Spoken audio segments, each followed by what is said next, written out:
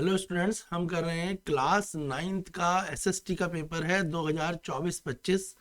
ये डीओई का पेपर है जो गवर्नमेंट के द्वारा अप्रूव्ड है। दिल्ली का पेपर है डीओई पेपर, जो सेंट्रल स्कूल के बच्चों के लिए भी और डीओई के बच्चों के लिए भी काफ़ी इंपॉर्टेंट रहेगा। हिंदी और इंग्लिश दोनों में है ये पेपर, तो हम इंग्लिश में सॉल्व करेंगे और हिंदी में भी फटाफट टिक कर लेंगे। चलिए स्टार्ट करते हैं फर्स्ट क्वेश्चन से। आपसे फर्स्ट क्वेश्चन में पूछा गया है, who was the propaganda minister of Hitler. Hitler का प्रोपोगेंडा मिनिस्टर कौन थे? जो हिटलर ने प्रोपोगेंडा चलाया था वो मिनिस्टर कौन थे, ये आपसे पूछा गया है। चार ऑप्शन है, तो जो इसका करेक्ट ऑप्शन है वो है गोबेल्स। गोबेल जो थे हिटलर के प्रोपोगेंडा मिनिस्टर थे। ऑप्शन बी इसका करेक्ट है। हिंदी में भी आप लगा लेंगे Goebbels, option B. Next question है, the two statements are given. यहाँ पे असर्शन रीजन है। असर्शन है socialist oppose the private property. जो सोशलिस्ट होते हैं वो प्राइवेट प्रॉपर्टी को अपोज करते हैं। और रीजन है property holder think only about the personal gain. और जो प्रॉपर्टी होल्डर होते हैं वो हमेशा सिर्फ अपने फायदे को ही देखते हैं। तो इसका जो असर्शन है वो आपका ट्रू है और इसका रीजन भी ट्रू है। असर्शन भी आपका ट्रू है और रीजन भी जो है आपका ट्रू है। और जो असर्शन और रीजन है उनकी जो एक्सप्लेनेशन है वो भी करेक्ट है। तो तीनों, असर्शन भी ट्रू है, रीजन भी ट्रू है और जो इसकी एक्सप्लेनेशन है वो भी ट्रू है कि सोशलिस्ट जो है प्राइवेट प्रॉपर्टियों को हमेशा अपोज करते हैं और जो प्रॉपर्टी होल्डर होते हैं वो हमेशा अपना ही पर्सनल बेनिफिट देखते हैं। तो इसका ऑप्शन है ऑप्शन ए। हिंदी में भी इसका ऑप्शन ए रहेगा, तो हिंदी वाले भी अपना आंसर लगा ले, option A. Question third, who sought to build a cooperative community called New Harmony in India। तो इन्होंने यूएसए में जो बिल्ड करी थी न्यू हार्मोनी ऑफ इंडिया को, जो बिल्ड करा था, वो जो बिल्ड करने का पर्पस था वो किस समुदाय के लिए था? तो यानी कि जो बिल्ड कर कॉर्पोरेटिव कम्युनिटी जो बिल्ड करना चाह रहे थे वो किस समुदाय के लिए यूएस में बिल्ड करना चाह रहे थे। तो वो किसने बिल्ड करी थी? तो वो बिल्ड करी थी बेटा रॉबर्ट ओवन ने। किसने करी थी? रॉबर्ट ओवन ने करी थी। कब करी थी? रॉबर्ट ओवन जो थे उन्होंने, उनका जो कार्यकाल था वो 1771 से 1858 तक चला। कब तक चला? 1771, 1771 से 1858 तक चला। और उन्होंने ही बिल्ड करा था क्या? कॉर्पोरेटिव कम्युनिटी, ठीक है, जिसको बोला गया न्यू हार्मोनी। उसे किस नाम से जाना गया? न्यू हार्मोनी के नाम से जाना गया। क्लियर है? हिंदी वाले भी लगा लें। इसका आंसर ऑप्शन डी रहेगा। क्वेश्चन नंबर थर्ड का answer option D, Robert Owen. Clear है? नेक्स्ट है Philips. Fill in the blank. Dash was the ruler of Russia and its empire in 1914।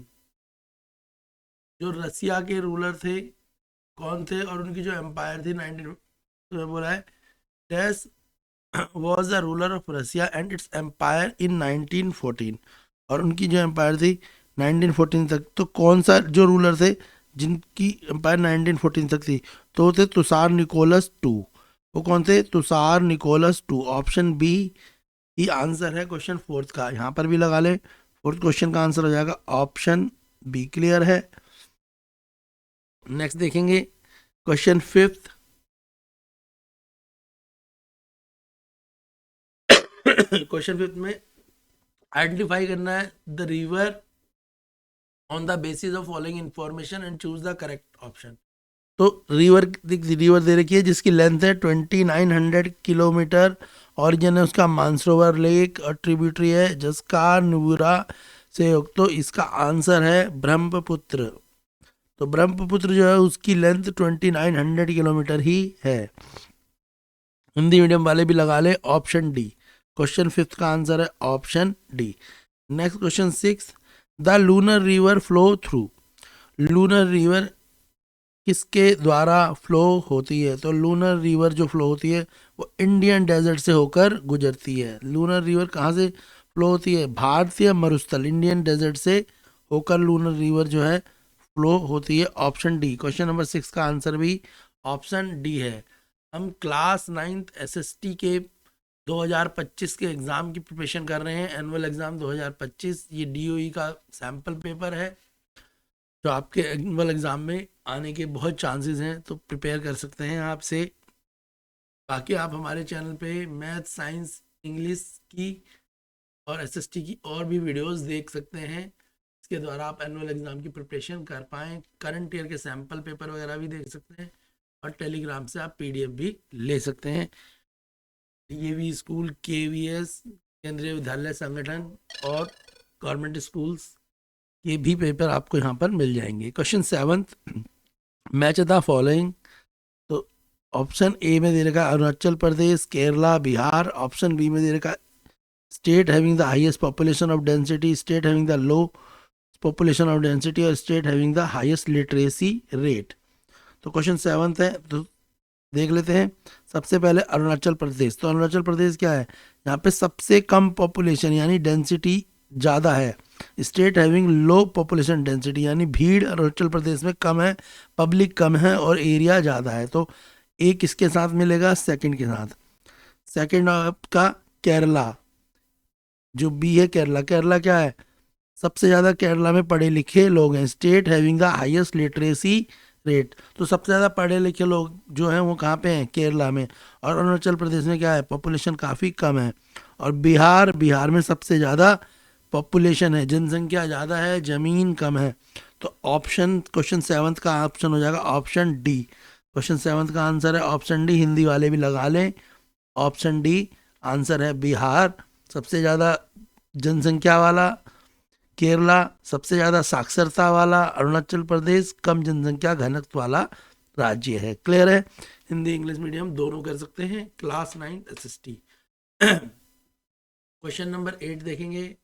Question number 8, question number 8 में आपको दे रखा है, ऐसे दे रखा है, बोला है read the following information and choose the correct term from the citizen have complete freedom to follow any religion but there is no official religion, government treat all religions belief and practice with equal respect. तो यहाँ पे बोला है जो citizen होते हैं वो किसी भी धर्म को मान सकते हैं, यानी जो नागरिक हैं वो किसी भी धर्म को फॉलो कर सकते हैं। और ठीक है, मगर कोई भी धर्म सरकार का कोई भी धर्म नहीं होता। जो गवर्नमेंट होती है वो किसी भी धर्म, एक विशेष धर्म को बेनिफिट नहीं दे सकती। सरकार के आगे सभी धर्म इक्वल हैं, यानी जो गवर्नमेंट है उसके लिए सारे धर्म अलग है, इक्वल है, मगर सिटीजन्स को राइट है कि वो कोई भी धर्म को मान सकते हैं। इसके बिहाफ पे करेक्ट ऑप्शन होगा सेकुलर। इंडिया एक क्या है, सेकुलर, ठीक है, कंट्री मानी जाएगी, पंथ निरपेक्ष कंट्री इंडिया को माना जाएगा। तो क्वेश्चन 8 का आंसर हो जाएगा ऑप्शन बी। इसके बाद क्वेश्चन 9 देख लेते हैं। क्वेश्चन 9 पहले हिंदी वाले देख लो।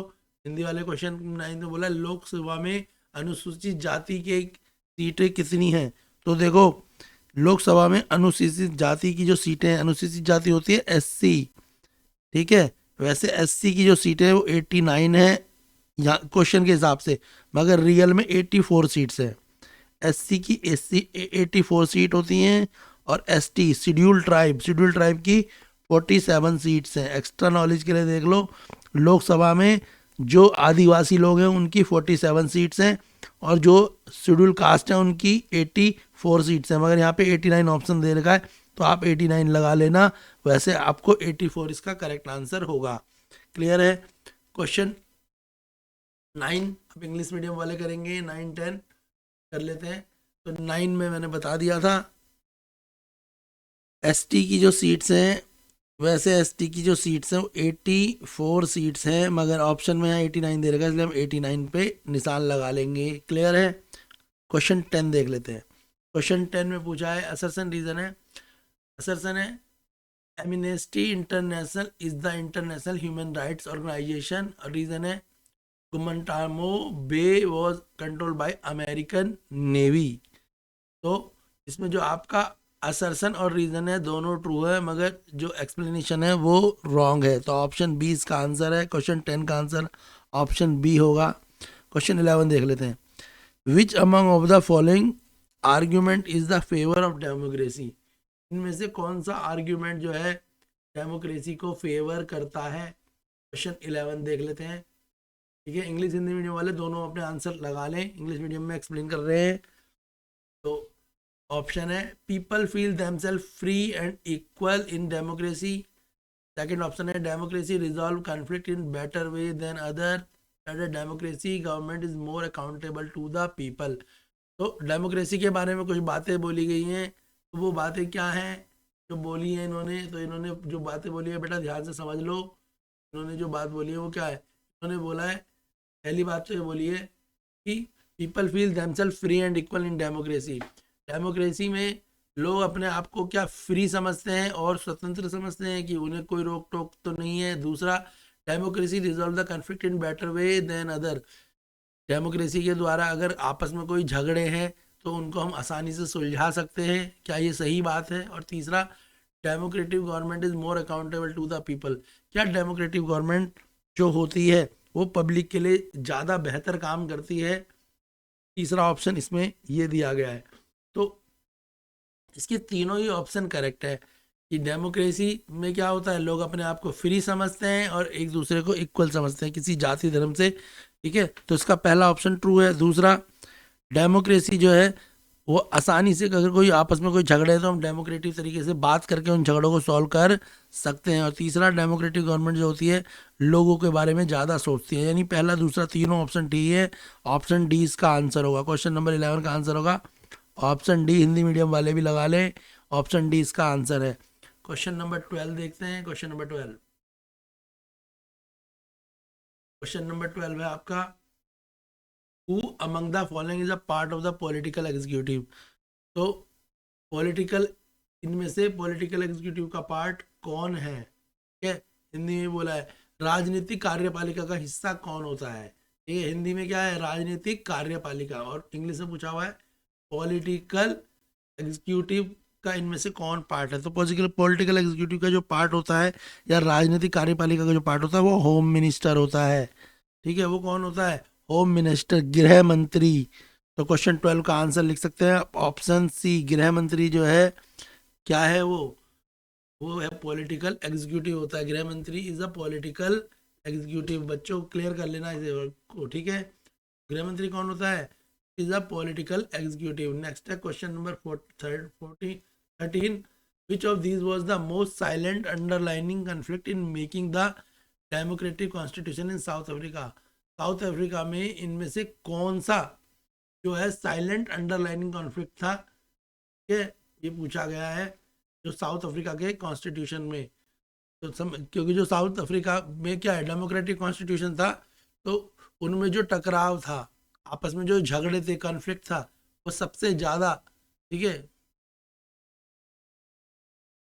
तो जो टकराव था, जो झगड़ा था वहाँ पे साउथ अफ्रीका में, जो झगड़ा था, जो लड़ाई थी सरकार और पब्लिक के बीच में, वो किस कारण से थी? तो ये पूछा गया है। बोला है ना silent underlining conflict making of democracy constitution in south Africa. तो साउथ अफ्रीका में किस चीज़ के ऊपर पब्लिक और सरकार आपस में झगड़ती थी? तो between white minority and black minority. वहाँ पे गोरे और कालों के बीच में भेदभाव था, गोरे और कालों के बीच में भेदभाव था, जिसके कारण वहाँ पे सबसे ज़्यादा जो है एक दूसरे से लोग खुश नहीं थे। किस कारण से नहीं थे? क्योंकि सरकार गोरे और काले लोगों में, black peoples and white minority, black और वाइट जो थी वहाँ माइनॉरिटी थी, और ब्लैक जो मेजोरिटी लिखा ना, between the white minority and black majority. तो इन दोनों के कन्फ्लिक्ट के कारण, ठीक है, वहाँ पे क्या था? झगड़ा था। क्लियर हो गया यहाँ पे? तो ये ठीक है, यहाँ पे है colour majority and black minority. Sorry, option D इसका आंसर होगा। क्वेश्चन 13 का आंसर होगा option D, between the colour majority and black minority. इन दोनों के बीच झगड़ा था। ऑप्शन डी इसका आंसर है। इसका आंसर क्या होगा? ऑप्शन डी इसका आंसर होगा। क्लियर है? तो इसका आंसर क्या होगा बेटा? इसका आंसर हो जाएगा, इसका आंसर होगा बेटा आपका ऑप्शन डी। क्योंकि देखो वहाँ पर क्या थे, जो गोरे लोग थे वो ज़्यादा थे और काले लोग कम थे। तो गोरे लोग जो है काले लोगों को परेशान करते थे, जैसे इंडिया में भी यही होता था। तो 13th का आंसर है ऑप्शन डी। कौन सा आंसर होगा? ऑप्शन डी आंसर होगा। 13 का आंसर है ऑप्शन डी। गोरे लोग जो है काले लोगों को क्या करते थे? परेशान करते थे। ठीक है, तो ये वहां पे कन्फ्लिक्ट का कारण था। नेक्स्ट क्वेश्चन देखेंगे, क्वेश्चन नंबर 14। क्वेश्चन नंबर 14 देख लेते हैं। Which among is the not a member of the constitution assembly in India? इनमें से कौन जो है कॉन्स्टिट्यूशन असेंबली ऑफ इंडिया का मेंबर नहीं था, पूछा गया है क्वेश्चन नंबर 14 में। तो लॉर्ड कैनिन जो थे वो कॉन्स्टिट्यूशन ऑफ इंडिया के मेंबर नहीं थे। Option D. क्वेश्चन 14 का आंसर है ऑप्शन डी। जो कॉन्स्टिट्यूशन असेंबली ऑफ इंडिया के मेंबर नहीं थे वो कौन थे? Lord Canning. Question 15, which of the following is the example of primary sector activity? Primary sector activity का इनमें से कौन सा एग्जाम्पल है? तो क्वेश्चन नंबर 15 में पूछा है आपसे, विच of the following is the example of primary sector activity? तो प्राइमरी सेक्टर एक्टिविटी में क्या आती है? प्राइमरी सेक्टर एक्टिविटी में आती है माइनिंग। ऑप्शन सी इसका आंसर है। क्वेश्चन 15 का आंसर है option C. Question 16, the workforce population include those people whose age is? तो जो वर्कफोर्स पॉपुलेशन है, कौन सी ऐसी पॉपुलेशन होती है जो भारत या किसी भी देश के लिए कह सकते हो कि वो वर्कफोर्स पॉपुलेशन है या एसेट के रूप में काम करती है? तो उसकी एज क्या होगी? 15 to 59 ईयर। ऑप्शन ए इसका आंसर होगा। 15 से 49 साल की एज की पीपल जो होते हैं उनको क्या बोला जाएगा? उनको बोला जाएगा वर्कफोर्स पॉपुलेशन। क्लियर है? क्वेश्चन नंबर 17 कर देते हैं। 16 का आंसर है ऑप्शन ए। क्या है 16 का answer? Option A. Hindi medium वाले भी लगा लें साथ के साथ, ऑप्शन ए। नेक्स्ट है क्वेश्चन नंबर 17, असर्शन रीजन। चलिए कर लेते हैं। 17 असर्शन रीजन है, पूछा है आपसे।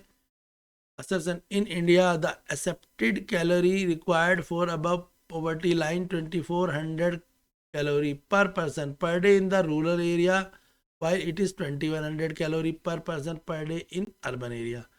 रीजन है people living in rural area do more physical work. तो असर्शन भी दिया है और रीजन भी दिया है। तो इसका जो असर्शन है वो भी करेक्ट है, रीजन भी करेक्ट है और एक्सप्लेनेशन भी करेक्ट है, क्योंकि हमें पता है कि जो अब पॉवर्टी लाइन 2400 कैलोरी पर पर्सन पर डे होती है और रूरल एरिया में कितनी है? 2400 कैलोरी पर पर्सन है। और दूसरी बात ये भी बिल्कुल ठीक है, जो रूरल एरिया में होते हैं वो ज़्यादा हार्ड वर्क करते हैं, क्योंकि उनके पास तो टेक्नोलॉजी का कम यूज़ करते हैं, उनके पास वो होती भी नहीं है, तो उन्हें। क्लियर है? तो इसका असर्शन रीजन दोनों करेक्ट है, एक्सप्लेनेशन भी करेक्ट है। तो ऑप्शन ए इसका आंसर होगा। क्वेश्चन नंबर 17 का आंसर है ऑप्शन ए।